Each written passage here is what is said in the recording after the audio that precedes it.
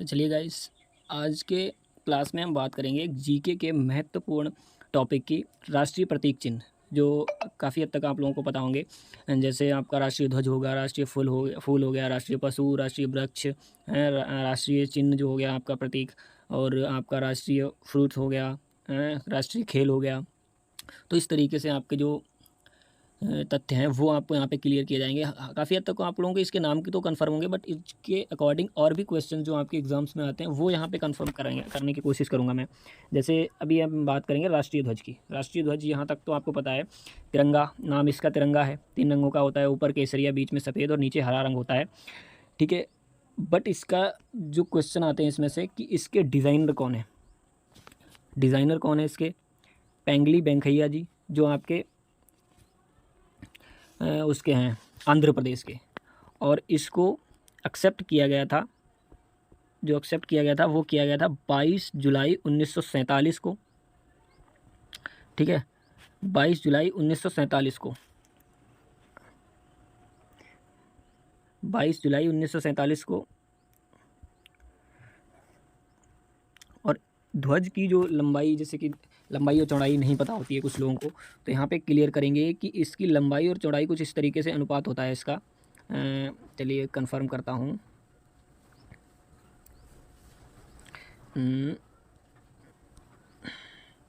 कुछ इस तरीके से होती है। देखिए इस तरीके से होता है ना कुछ झंडा। ठीक है, तो इसकी जो ये होती है और ये होती है, इसको बोलते हैं लंबाई व चौड़ाई का अनुपात। तो जैसे लंबाई तो आपकी ये हो गई, अब ये हो गई लंबाई 3 और इसकी ये चौड़ाई हो गई 2 सेंटीमीटर।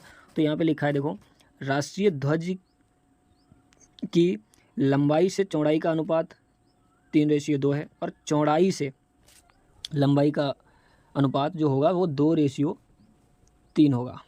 ठीक है, तो यहाँ तक पता हो गया। अब बात करेंगे इसको कि हमारे झंडे कुछ इस प्रकार रहे हैं।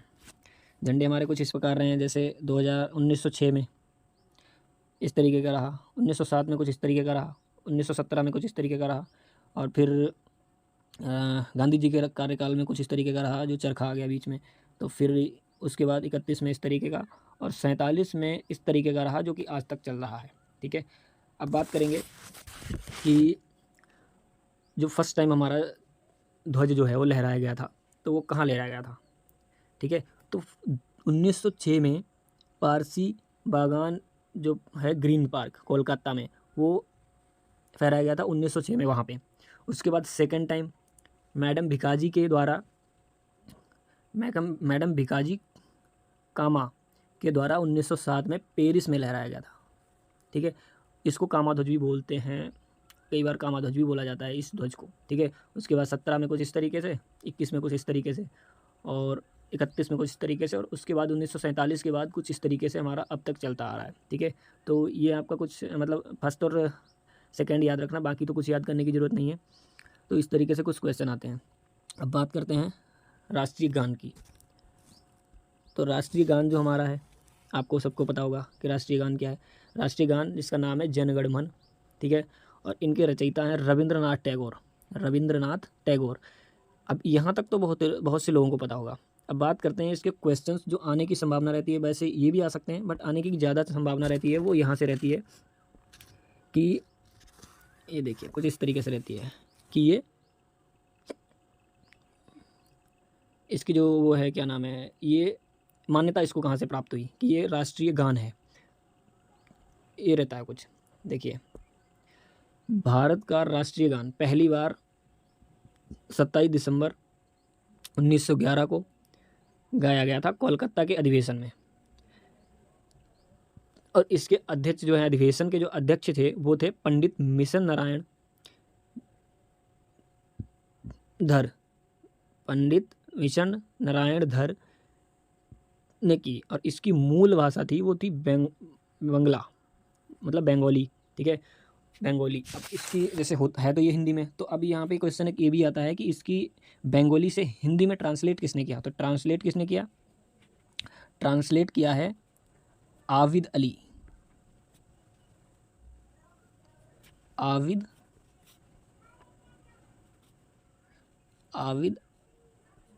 अली।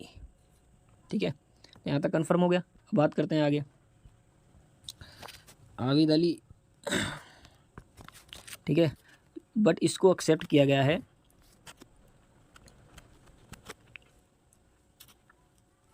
इसको एक्सेप्ट किया गया है 24 जनवरी मीन्स कि जो हमारा गणतंत्र दिवस होता है उसके 2 दिन पहले एक्सेप्ट किया गया कि हमारा राष्ट्रीय गान है। ठीक है, और इसमें सिर्फ गिने चुने 52 सेकेंड लगने चाहिए, 54 या 50 कुछ इस तरीके से नहीं लगने चाहिए। ठीक है, तो ये चीज़ होती है। अब बात करते हैं आगे क्वेश्चन की। हाँ, अब बात करते हैं राष्ट्रीय गीत। यहाँ पे भी लोगों को पता होगा कि राष्ट्रीय गीत हमारा क्या है, वंदे मातरम। वंदे मातरम, इसके रचयिता बंकिम चंद्र चटर्जी। बट ये कहाँ से लिया गया है, ठीक है, ये कब मतलब माना गया, तो ये चीज़ें रहती हैं। जैसे अब ये आप यहाँ पे पढ़ सकते हैं कि यह उनके उपन्यास आनंद मठ से लिया गया है, उसमें शामिल है, वहाँ से उठाया गया था। ठीक है, अब बात करते हैं, हाँ, इसको भी 24 जनवरी 1950 में स्वीकार किया था।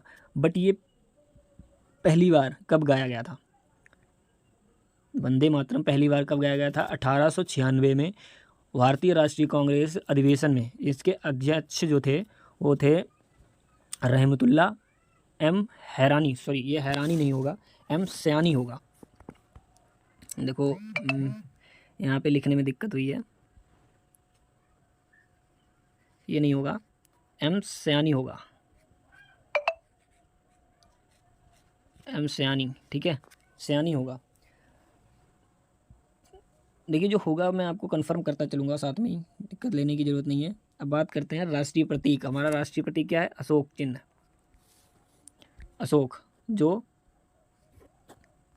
अशोक चिन्ह जो हमारा है वो एक राज चिन्ह सारनाथ से उठाया गया है। जैसे अपने यहाँ पे लोग कुछ इमारतें बनवा देते हैं, ठीक है, तो ये एक सारनाथ राज चिन्ह से लिया गया है। और इसके नीचे जैसे आपने देखा होगा कि उसके नीचे एक लिखी होती है आदर्श वाक्य, ये लिखा है सत्यमेव जयते। आदर्श वाक्य लिखा होता है सत्यमेव जयते। ये तो अलग चीज़ है, सबको पता होगा, बट ये चीज़ क्वेश्चन यहाँ से पूछते हैं कि सत्यमेव जयते जो है वो कहाँ से लिया गया है, तो ये चीज़ें पूछी जाती हैं। इस तरीके से आपको कन्फर्म होगा यहाँ पे कि आदर्श वाक्य जो लिखा है चिन्ह के नीचे उसको लिया गया है मुंडक उपनिषद से लिया गया है। और इसकी लिपि देवनागरी है, देवनागरी लिपि है। ठीक है, इसको भी 26 जनवरी 1950 में अपनाया गया था। और इसके रचयिता जो हैं, इसके रचयिता माधव साहनी है, माधव साहनी है। हाँ, अब जंतु की बात करते हैं। देखो यहाँ पे कन्फ्यूजन बहुत सारे लोगों को होती है। यहाँ पे कन्फ्यूजन ये होती है कि बहुत सारे लोगों को ये कन्फर्म होता है कि वहाँ पे जो शेर है सिर्फ वही जानवर है, बट यहाँ पे जानवर होते हैं टोटल उसमें 7। अब आप कन्फ्यूज होंगे कि 7 कैसे होते हैं। उसमें आपने देखा होगा 4 जो शेर होते हैं वो एक दूसरे की ओर पीठ करके खड़े होते हैं, वो तो अलग है। बट उसके नीचे कुछ जानवर होते हैं पट्टी में, आपको दिखाऊंगा, देखिए मैं आपको दिखा देता हूँ। उसके नीचे होते हैं कुछ इस प्रकार से, देखिए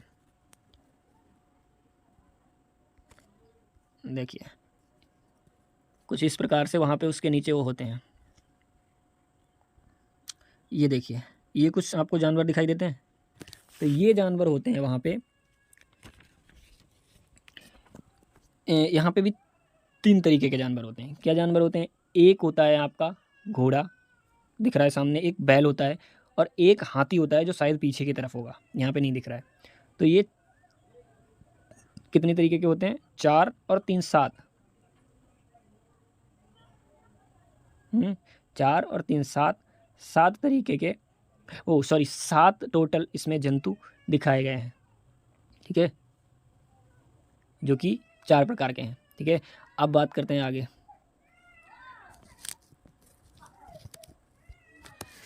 राष्ट्रीय पक्षी की बात करते हैं। अब राष्ट्रीय पक्षी हमारा सबको पता होगा कि मोर है, बट मोर है ये तो हर एक इंसान को पता होगा, बट क्वेश्चन पता कहाँ से उठाते हैं, ये क्वेश्चन ये उठाते हैं कि राष्ट्रीय पक्षी है जो, उसका वैज्ञानिक नाम क्या है। तो यहाँ पे आप देख रहे होंगे कि वैज्ञानिक नाम लिखा हुआ है इसका पावो क्रिस्टेटस।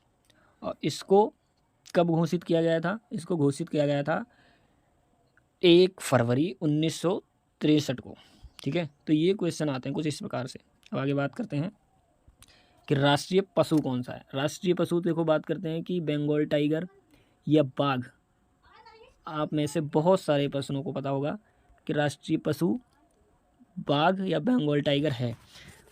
ठीक है, बट हमें याद नॉलेज में रखने की चीज़ ये है कि ये इसका वैज्ञानिक नाम क्या है। वैज्ञानिक नाम कुछ इस तरीके का है, पैंथेरा टाइग्रिस। टाइग्रिस है, TIGRIS,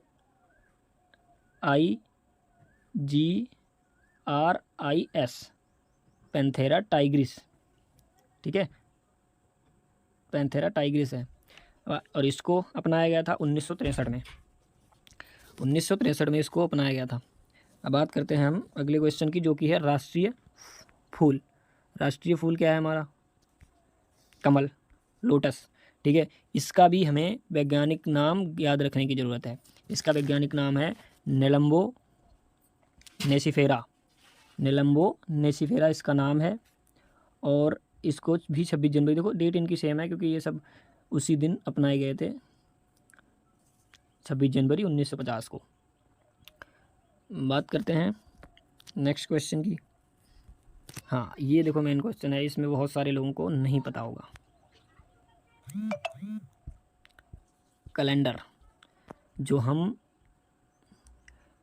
अप्लाई करते हैं, कैलेंडर, वो कैलेंडर हमारा ये कैलेंडर नहीं है, उसको हम अप्लाई करते हैं कि वो हमारा ग्रेगोरियन कैलेंडर है। और हम ग्रेगोरियन कैलेंडर है और हमारा जो राष्ट्रीय कैलेंडर है वो कैलेंडर जो है शक संवत, या आप बोल सकते हैं शक कैलेंडर, जिसमें कुछ इस प्रकार से, जैसे हमारे बड़े बुजुर्ग लोग नाम लेते हैं मंथ का, चैत बैसाख आषाढ़ ज्येष्ठ श्रवण भाद्रपद, तो इस तरीके से कुछ ये आपके सामने लिखे हुए हैं, कुछ इस तरीके से लिखे हुए हैं। ये देखो पूरे टोटल के टोटल आपके ये लिखे हुए हैं मंथ। और हमारा न्यू ईयर जो स्टार्ट होता है वो न्यू ईयर जो स्टार्ट होता है वो मार्च मंथ में स्टार्ट होता है लास्ट में। जैसे 22 मार्च को हमारा जो नव वर्ष का पहला दिन है वो चलता है। और जब लीपी वर्ष होता है, जैसे आपको पता होगा कि 29 का मंथ होता है जिसमें फरवरी, उस मंथ में 21 मार्च को हमारा जो न्यू ईयर स्टार्ट हो जाता है। और इसकी 22 मार्च 1957 में इसको अपना लिया गया था। 22 मार्च 1957 में इसे अपना लिया गया था। ये चीज़ें को हमें याद रखने की ज़रूरत है। अब बात करते हैं राष्ट्रीय जलीय पशु। राष्ट्रीय जलीय पशु है आपका गंगा डॉल्फिन। गंगा डॉल्फिन एक जलीय मछली है। इसको जैसे एक अच्छे, और जैसे जल देखो हमारा ये क्या होता है, खारा होता है, समुद्र वगैरह में खारा पाया जाता है, और एक स्वादिष्ट जल होता है जो ठंडा। तो ये ठंडे व स्वादिष्ट जलीय जगह पे पाई जाती है। चलिए अब बात करते हैं हम कि इसको अपनाया कब गया था। तो 18 मई 2010 को इसको अपनाया गया था कि ये हमारी राष्ट्रीय जलीय जीव है। कौन? गंगा डॉल्फिन या गंगाई डॉल्फिन। ठीक है, इस तरीके से कुछ इसका नाम हो सकता है। अब बात करते हैं हम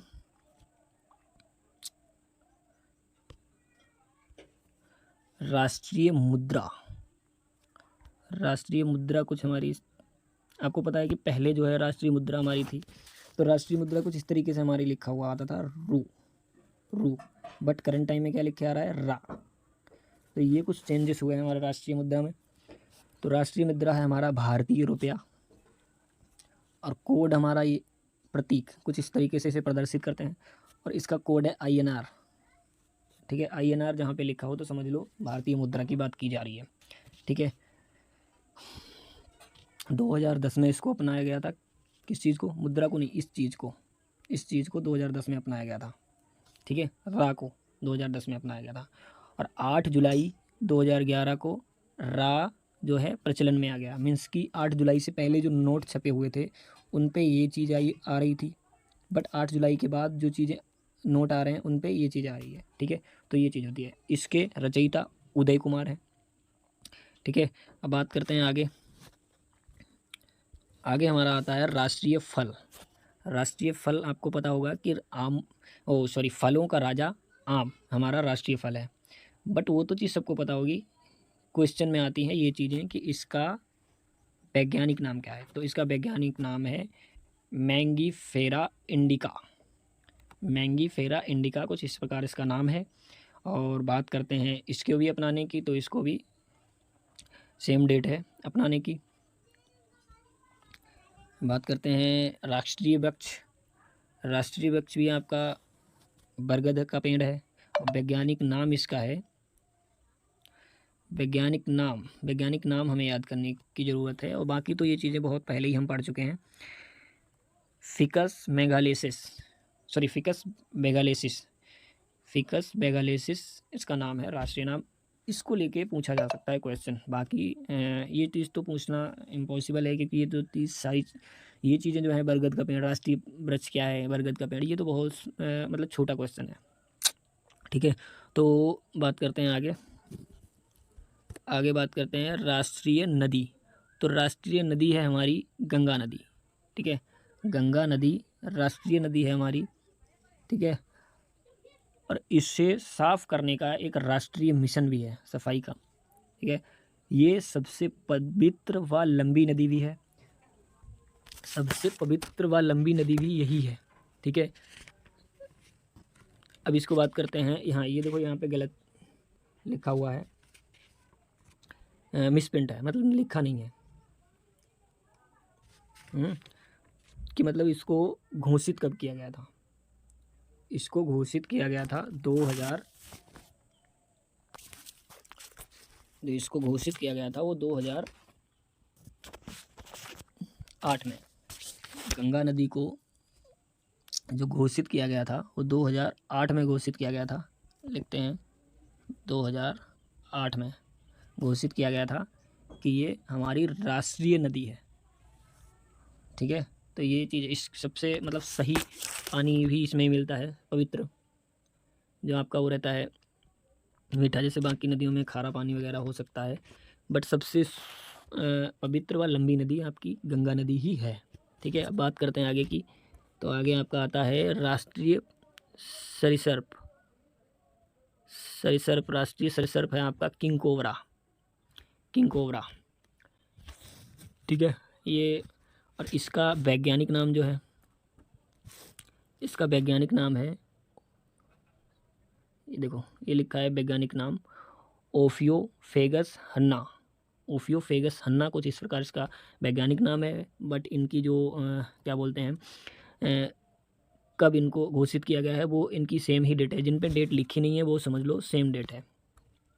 ठीक है, अब बात करते हैं राष्ट्रीय विरासत पशु मतलब पहले से हमारा जो राष्ट्रीय पशु चलता हुआ आ रहा है वो है हाथी। जो पहले से हमारा राष्ट्रीय पशु चलता हुआ आ रहा है वो है हाथी। तो हाथी पशु है, बट इसका जो वैज्ञानिक नाम है, वो वैज्ञानिक नाम मेन चीज़ है याद करना है।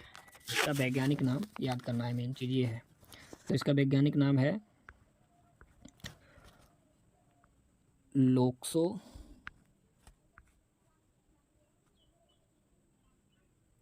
ठीक है, लोक्सोडोंटा।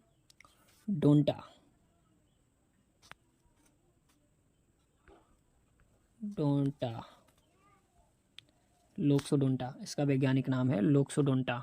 ठीक है, तो इस प्रकार कुछ इसका नाम है, लोक्सोडोंटा। आगे हम बात करते हैं कि हमारा जो है राष्ट्रीय खेल कौन सा है। राष्ट्रीय खेल है हमारा हॉकी।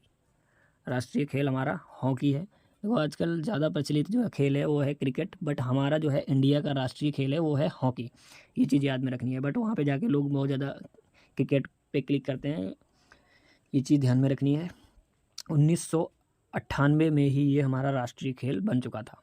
ठीक है, अब आगे बात करते हैं हमारा भारत का राष्ट्रीय पुरस्कार। भारत का राष्ट्रीय पुरस्कार जो है भारत रत्न भारत का राष्ट्रीय पुरस्कार है, जो भारत रत्न देश का सर्वोच्च नागरिक पुरस्कार है। इसे 1954 में स्थापित किया गया था। इसकी स्थापना 2 जनवरी 1954 में भारत के तत्कालीन राष्ट्रपति श्री राजेंद्र प्रसाद द्वारा की गई थी। ठीक है, निर्माता वो अलग चीज़ होती है कि किसने बनाया है, बट प्रचलन में कब आया, किसके उसने स्थापना में, तो वो ये चीज़ सही है। ठीक है, स्थापना की गई। अब बात करते हैं हम। ठीक है, ये आपको कुछ इम्पोर्टेंट क्वेश्चन आंसर थे, तो ये चीज़ें याद में रखनी है। चलिए दोस्तों, अब मैं आपको बताता हूँ अपनी स्ट्रेटजी के बारे में। देखिए, हमारी स्ट्रेटजी जिसके अकॉर्डिंग मैं काम करूँगा और आपको बताऊँगा कि कैसे आपको क्या क्या प्रोवाइड किया जाएगा। देखो, हमारा बैच एक है इंडियन नेवी MR रामबाण, जो आपके लिए बिल्कुल फ्री है। ठीक है, तो इसमें आपको मैं बताऊँगा कि आपको क्या क्या मटेरियल मिलने वाला है।